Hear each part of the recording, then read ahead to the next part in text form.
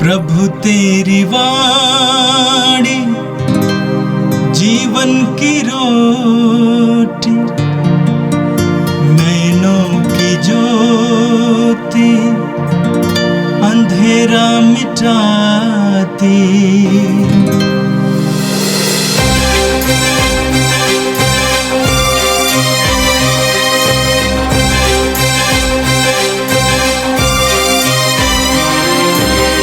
प्रभु तेरी वाणी जीवन की रोटी, नैनों की ज्योति अंधेरा मिटाती।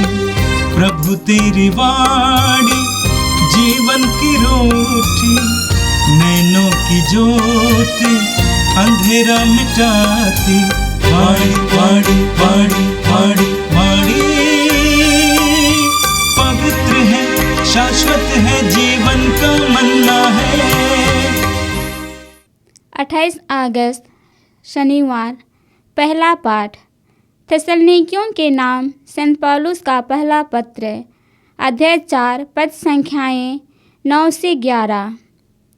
भातृ प्रेम के विषय में आप लोगों को लिखने की कोई आवश्यकता नहीं, क्योंकि आप लोग ईश्वर से ही एक दूसरे को प्यार करना सीख चुके हैं और सारे मकीदुनिया के भाइयों के प्रति इस भातृ प्रेम का निर्वाह करते हैं। भाइयों, मेरा अनुरोध है कि आप इस विषय में और भी उन्नति करें। आप इस बात पर गर्व करें कि आप शांति में जीवन बिताते हैं और हर एक अपने अपने काम में लगा रहता है। आप लोग मेरे आदेश के अनुसार अपने हाथों से काम करें। यह प्रभु की वाणी है। संत मत्ती के अनुसार पवित्र सुसमाचार, अध्याय 25 वाक्य संख्या 14 से लेकर 30 तक। यीशु ने अपने शिष्यों को यह दृष्टांत सुनाया। स्वर्ग का राज्य उस मनुष्य के सदृश है जिसने विदेश जाते समय अपने सेवकों को बुलाया और उन्हें अपनी संपत्ति सौंप दी। उसने प्रत्येक की योग्यता का ध्यान रखकर एक सेवक को 5,000, दूसरे को 2,000 और तीसरे को 1,000 अशरफियाँ दी। इसके बाद वह विदेश चला गया। जिसे 5,000 अशरफियाँ मिली थी, वह तुरंत उसके साथ लेन देन करने लगा और उसने और 5,000 अशरफियाँ कमा ली। इसी तरह जिसे 2,000 अशरफियाँ मिली थी, उसने और 2,000 कमा ली। लेकिन जिसे 1,000 अशरफियाँ मिली थी, वह गया और भूमि खोदकर उसने अपने स्वामी का धन छुपा दिया। बहुत समय बाद उन सेवकों का स्वामी लौटा और उनका लेखा लेने लगा। जिसे 5,000 अशरफियाँ मिली थी, उसने और 5,000 लाकर कहा, स्वामी, आपने मुझे 5,000 अशरफियाँ सौंपी थी। देखिए, मैंने और 5,000 अशरफियाँ कमाई। उसके स्वामी ने उससे कहा, शाबाश भले और ईमानदार सेवक, तुम थोड़े में ईमानदार रहे, मैं तुम्हें बहुत पर नियुक्त करूँगा। अपने स्वामी के आनंद के सहभागी बनो। इसके बाद वह आया जिसे 2,000 अशरफियाँ मिली थी। उसने कहा, स्वामी, आपने मुझे 2,000 अशरफियाँ सौंपी थी। देखिए, मैंने और 2,000 कमाई। उसके स्वामी ने उससे कहा, शाबाश भले और ईमानदार सेवक, तुम थोड़े में ईमानदार रहे, मैं तुम्हें बहुत पर नियुक्त करूँगा। अपने स्वामी के आनंद के सहभागी बनो। अंत में वह आया जिसे 1,000 अशरफियाँ मिली थीं। उसने कहा, स्वामी, मुझे मालूम था कि आप कठोर हैं। आपने जहाँ नहीं बोया वहाँ लूनते हैं और आपने जहाँ नहीं बिखेरा वहाँ बटोरते हैं। इसलिए मैं डर गया और मैंने जाकर आपका धन भूमि में छिपा दिया।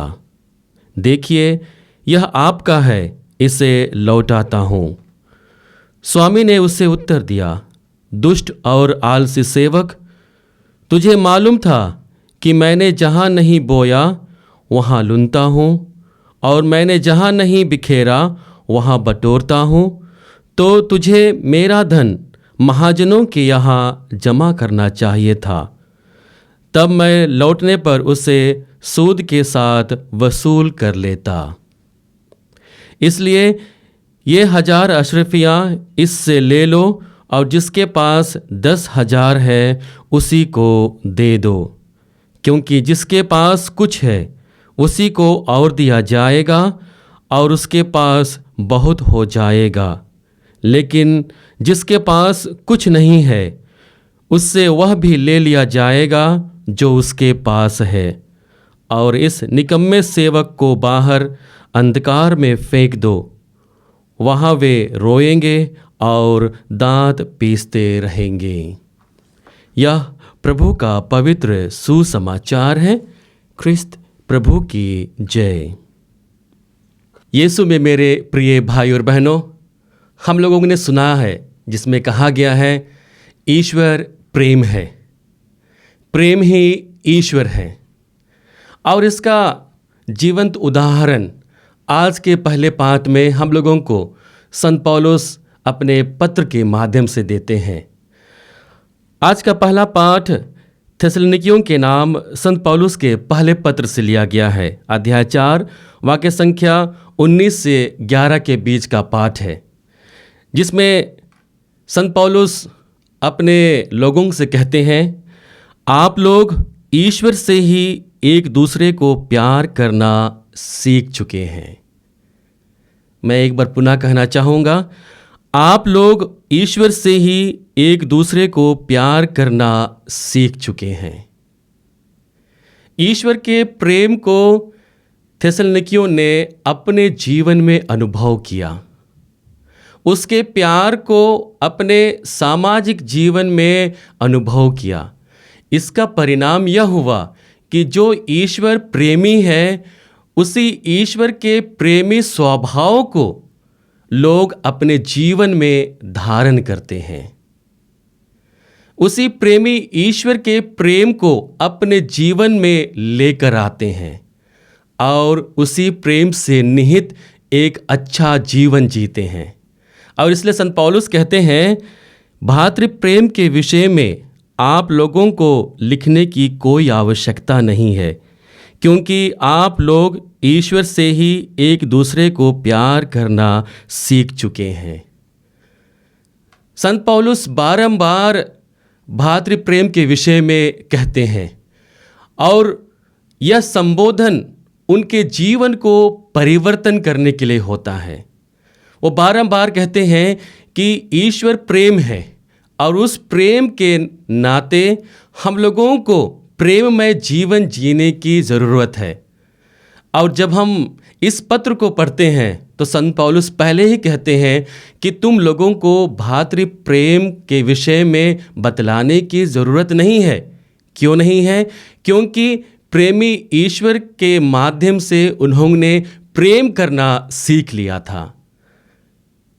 संभवतः वे लोग भातृ प्रेम में सबसे आगे रहे होंगे, एक दूसरे की सेवा कार्य में सबसे आगे रहे होंगे। जो प्रेम अपने पड़ोसियों से प्रभु करने को कहते हैं, उस प्रेम में वे लोग सबसे आगे रहे होंगे। और इसलिए संत पौलुस वहाँ के लोगों से कहते हैं कि इसी प्रेम में तुम लोगों को और बढ़ना है। उन्हें शाबाशी देते हैं ईश्वर के प्रेम को और अधिक से अनुभव करने के लिए और अपने व्यक्तिगत जीवन में उसे लाने के लिए उन्हें प्रोत्साहित करते हैं। हम वचन में पढ़ते हैं, भाइयों, मेरा अनुरोध है कि आप इस विषय में और भी उन्नति करें। वे उन्हें प्रोत्साहित करते हुए कहते हैं कि इस प्रेम में आप और बढ़ते रहें।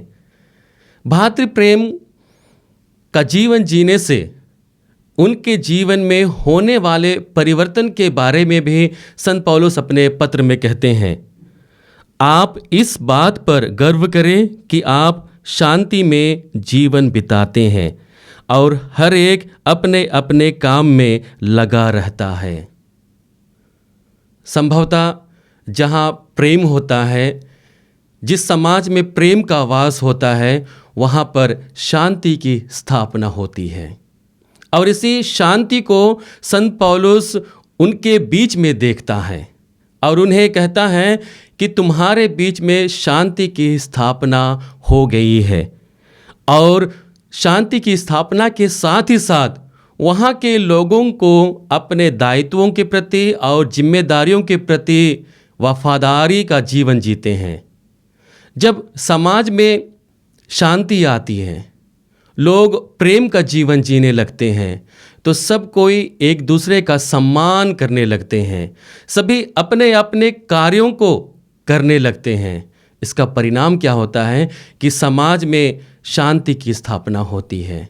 समाज में सब कोई एक दूसरे को मदद करने लगते हैं और अपने जिम्मेदारियों को समझते हुए ईश्वर के बताए हुए मार्ग पर चलने लगते हैं। आज के सुसमाचार में हम लोग देखते हैं कि इसे सामाजिक जीवन को जीने के लिए प्रभु यीशु अपने शिष्यों को और सुनने वालों को दृष्टांत के माध्यम से बताते हैं उनके जिम्मेदारियों के बारे में। हम दृष्टांत में देखते हैं कि किस प्रकार से स्वामी अपने सेवकों को विदेश जाने से पहले उन्हें अशरफियाँ देता है और इन अशरफियों को देकर वह विदेश चला जाता है। और हम दृष्टांत में देखते हैं कि किस प्रकार से जब वह वापस आता है तो अपने सेवकों का लेखा जोखा लेता है। और इस उपरांत हम देखते हैं कि जो सेवक अच्छा करता है उसे स्वामी शाबाशी देता है और उसे अपने आनंद के सहभागी बनाता है। लेकिन हम देखते हैं कि जो सेवक उस अशरफियों का कुछ भी काम नहीं करता है, वह उसे दुत्कारता है और उसे बाहर ले जाने को कहता है और उसके पास से अशरफियाँ लेकर उनको देता है जिन्होंने परिश्रम किया है, जिन्होंने अपने जीवन में उस अशरफियों के साथ व्यापार किया, काम किया और उसको दुगुना किया। उन्हें वह देते हुए उन्हें शाबाशी देता है। यीशु में मेरे प्रिय भाई और बहनों, आज जब प्रभु हम लोगों को यह व्यवहारिक ज्ञान दे रहे हैं तो हम लोगों को अपने जीवन में उसे उतारने की ज़रूरत है। हम लोगों को उन दो सेवकों की भांति बनने की ज़रूरत है। जैसे ही वे लोग अपने स्वामी से अशरफियाँ प्राप्त करते हैं, तुरंत ही उस पर व्यापार करने लगते हैं, तुरंत ही उस पर नियोजन करने लगते हैं और उसका परिणाम क्या होता है कि उनको अच्छा फल प्राप्त होता है। हम लोगों को निकम्मा नहीं बनना चाहिए, निठल्ला नहीं होना चाहिए। जैसे वह सेवक जो अंत में आकर कहता है कि स्वामी, मैं जानता हूँ कि तू कठोर है, तू वहाँ लुनता है जहाँ तू बोता नहीं है, वहाँ बटोरता है जहाँ तू बिखेरता नहीं है। और इस प्रकार उन्हीं शब्दों के द्वारा उनका स्वामी उन्हें दंड देता है।